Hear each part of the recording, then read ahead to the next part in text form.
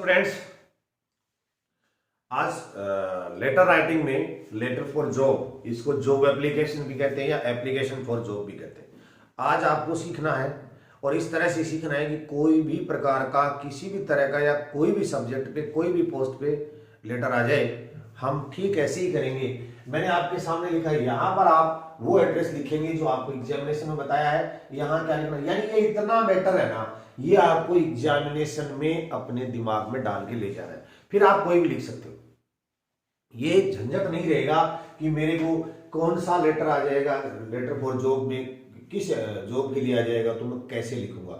ऐसा नहीं है बिल्कुल भी। आपको सिर्फ ये करना है कि आपको ये पैटर्न, ये पूरा मैटर आपको तैयार कर लेना 2-3 बार लिख के। उसके बाद में कुछ भी आ जाए, एप्लीकेशन, जॉब एप्लीकेशन या लेटर फॉर जॉब कुछ भी आ जाए, आपको इसको फॉलो करते हुए लिखना है। इतना मैटर अगर आपके पास है तो आपके पूरे नंबर आएंगे, कहीं भी नंबर नहीं कटेगा। मैं आपको ये बात बता देता हूं, प्रूव करता हूं।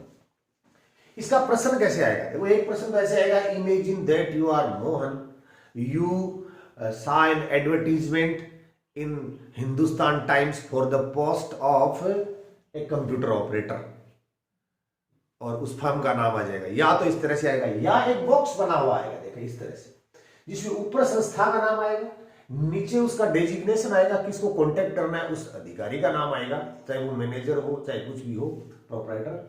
और इसमें लिखा है applications are invited for the post of computer operator. तो क्या चाहिए, कंप्यूटर ऑपरेटर चाहिए, qualification diploma in computer education, salary 25,000 और इस तरह की चीजें। कॉन्टेक्ट यहां करें।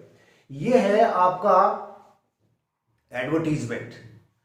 अब इसको आप इस तरह से देखिए कि कई बार आपको जो एक एडवर्टीजमेंट भी लिखना आएगा आपके, तो for the post of computer operator LDC, इस तरह से उसके प्रश्न में एडवर्टीजमेंट ऐसे ही लिखना है और इस एडवर्टीजमेंट का ही लेटर लिखना है। यानी दो तरह के प्रश्न आ सकते हैं, बॉक्स में आ सकता है तो आप लिखोगे, और सीधा विवरणात्मक दृष्टि से डिस्क्रिप्टिव में लिखा आएगा कि आपका नाम ये है और आपको एक अखबार में विज्ञापन पढ़ा उस पोस्ट के लिए और आप चलिए लेटर लिखिए, आप योग्य हैं। ठीक है, अब आप लिखोगे कैसे, तो इसके आप ये कर लीजिए कि सबसे पहले आप लिखोगे एड्रेस। एड्रेस मैंने यहाँ काल्पनिक लिखा है मानसरोवर, लेकिन उसमें अगर लिखा हुआ imagine that you are Mohan from Delhi, Greater Kailash Delhi, तो आप लिखोगे Greater Kailash Delhi. Imagine that you are Ajay from Rampur, तो आप लिखोगे रामपुर। ठीक है ना, जो भी नाम आ जाएगा आप यहां लिख दोगे, कोई दिक्कत नहीं है ना, अगर इतना मैटर आपके पास है। देन आप लिखोगे दैट, यहां पर आपको पोस्ट का नाम लिखना है, आप लेटर किसको लिख रहे हो। ये देखिए इधर ये जो इंस्टीट्यूशन है government senior secondary school XYZ मैंने लिखा है। यहां पर एक बार 12th क्लास में आया था, northern railway applications are invited for the post of an LDC। Okay, LDC के लिए तो नॉर्दर्न रेलवे का जो मैनेजर था उसको लिखना था। यहां पर उस पोस्ट का नाम लिखना है जिस अधिकारी को आप लेटर लिख रहे हो। यहां पर है प्रिंसिपल, तो आप यहां लिख दोगे प्रिंसिपल। ठीक है, तो ये हो गया, जैसे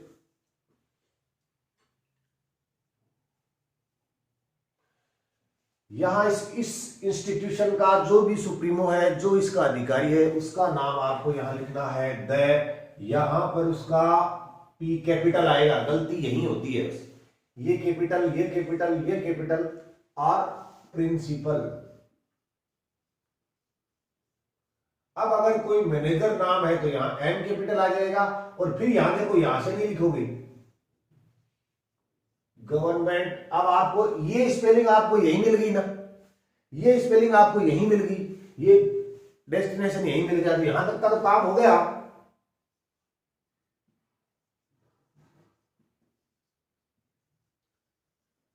X, Y एंड Z हो गया। यहां तक के 2 नंबर होते हैं लेटर के, 1.5 या 2 नंबर होते हैं।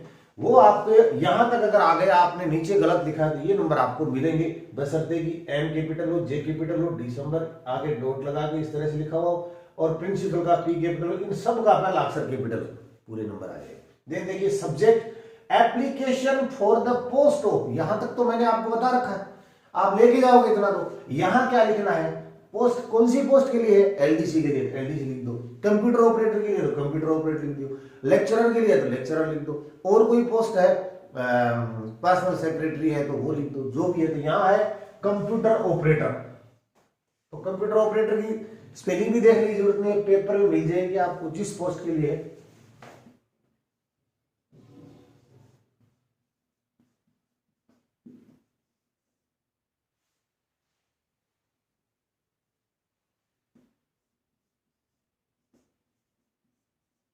बस, तो ये बहुत अच्छी चीज होती है सब्जेक्ट को लिखना। आप application for the post of यहां तक अपने साथ पहले से भी तैयार कर लेना, और आगे वाला आपको इसमें देख के लिखना, तो कोई दिक्कत नहीं चल रही है ना। अब देखिए sir, this is in response to your advertisement. This is, ये लेटर किसके रेस्पॉन्स में है कि आपका एडवर्टीजमेंट इन अखबार का नाम, this is in your response to your advertisement in Hindustan Times कर देता हूं मैं यहां पे,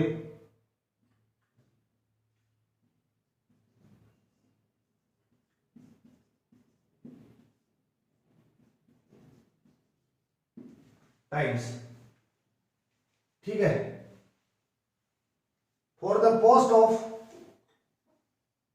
यहां फिर वही नाम आएगा कंप्यूटर ऑपरेटर।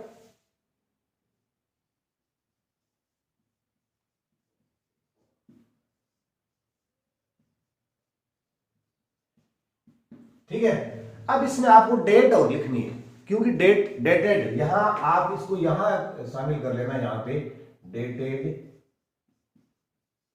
और यहां जैसे आज ये 14 तारीख है ना, तो उससे पहले की कोई तारीख लिख दो, जैसे दिसंबर 10, 2020। ये लिखना जरूरी इसलिए हो जाता है क्योंकि अखबार में तो रोज हो सकता है उन्होंने 10 तारीख को भी कोई ऐड दिया था, 9 तारीख को भी ऐड दिया था, 11 को भी दिया था, तो कौन से ऐड की बात कर रहे हो आप, है ना। तो ये क्लियर करना जरूरी है। This is in response to advertisement in Hindustan Times dated December 10, 2020 for the post of a computer operator. अब आगे लगा था I offer myself for the same, मैं इसके लिए मैं अपने आप को प्रस्तुत करता हूं as, because as I have proper qualifications, क्योंकि मेरे पास ये क्वालिफिकेशंस है, ठीक है। Biodata for your kind perusal, और मेरा जो बायोडाटा है वो दे रहा हूं आपके काइंड पेरुजल के लिए। पेरुजल होता है मूल्यांकन, आप एक काइंड के लिए। फिर थोड़ी सी खुद की तारीफ करनी है कि आप योग्य क्यों है, आपको क्यों ले इस पोस्ट में, ऐसी आपने क्या खास बात है, या आपकी कोई अच्छी बात बताओ, देन आप बताना आई एम एनर्जेटिक, मैं ऊर्जावान हूं, एंड बहुत अच्छा शब्द है पेंज टेकिंग।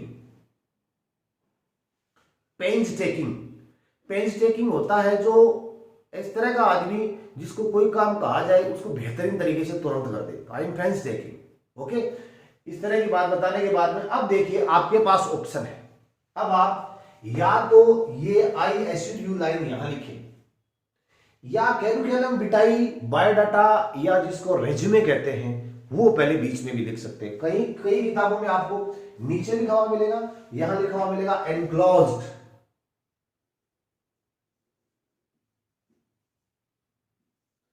रेज्यूमे, ये ठीक है ना, ये लिखा हुआ मिलेगा। या फिर आपको यहां भी लिख सकते हो, तो अगर इस लाइन से पहले अगर इसको लिखते हो तो यहां आप लिखोगे करिकुलम विटाई। करिकुलम विटाई की स्पेलिंग आपको बड़ी आसानी से याद हो जाएगी। देखो सब जगह यू है, ठीक है ना, कंफ्यूज नहीं होना। CURRICULUM, तो करिकुलम विटाई, इसको आप रेज्यूमे भी लिख सकते हैं यहां पे। और अगर ये भी ना लिखे तो आप बायोडाटा लिख देना, कुछ भी लिखो, सब चीजें एक ही हैं। ये भी लिख सकते हो, कहां लिख सकते हो, योर्स फेथफुली, और अपना नाम लिख के उसके नीचे लिख सकते हो और उससे पहले लिख सकते हो। इस लाइन को देखिए, आई एश्योर यू, ये इस तरह का लेटर है कि हर लेटर में आप लिखते हो कंप्लेंट लेटर, जिसमें करो देयरफॉर आई रिक्वेस्ट यू, मेरा निवेदन है कि आप इस मामले में ध्यान दें और कुछ करें। यहां रिक्वेस्ट नहीं करना है, रिक्वेस्ट करते हो इसका मतलब आप अयोग्य हो और नौकरी की भीख मांग रहे हो।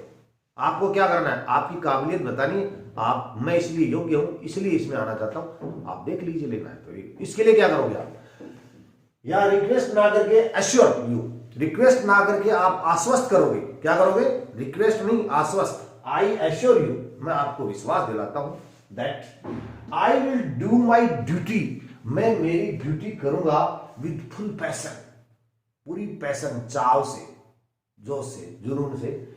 If I am given chance, यदि मुझे चांस दिया जाता है तो, बस कोई रिक्वेस्ट नहीं। उसके बाद में योर्स फेथफुली एंड अपना नाम। अब ये जो चीज है करिकुलम विटाई, उसमें आप क्या करोगे, करिकुलम विटाई आप देखो यहां इस आई एश्योर यू से पहले भी लिख सकते हो और योर्स फेथफुली के बाद भी लिख सकते हो, ऑप्शन आपका है, आप चाहे वैसा कर सकते हैं। अब करिकुलम विटाई के अंदर क्या आता है वो मैं आपको अब इसको मिटा के यहां अलग तरीके से बता देता हूं। अब ये जो करिकुलम विटाई अगर आप बीच में लिखना चाहते हैं तो स्पेंज स्टेकिंग वर्ड के बाद में यहां लिखें, यहां रेज्यूमे लिख सकते हैं, यहां करिकुलम विटाई लिख सकते हैं। उसके बाद में क्या करोगे, जैसे नेम, सबसे पहले आप अपना नेम लिखेंगे। यहां अगर नाम है तो ये डेस यहां नहीं करेंगे, ये बराबर होना चाहिए, सब ये सब बराबर होना चाहिए, अच्छा लगता है ड्राफ्टिंग के हिसाब से। नेम अपना नाम लिखेंगे, फिर मैंने नहीं लिखा, आप लिखेंगे फादर्स नेम, देन आप लिखेंगे डेट ऑफ बर्थ, ठीक है ना, name, father's name, date of birth. मैं इधर बता देता हूं, देखो मैंने क्यों नहीं लिखा, क्योंकि जगह नहीं थी इसलिए नहीं लिखा। फिर DOB, देन नेशनलिटी,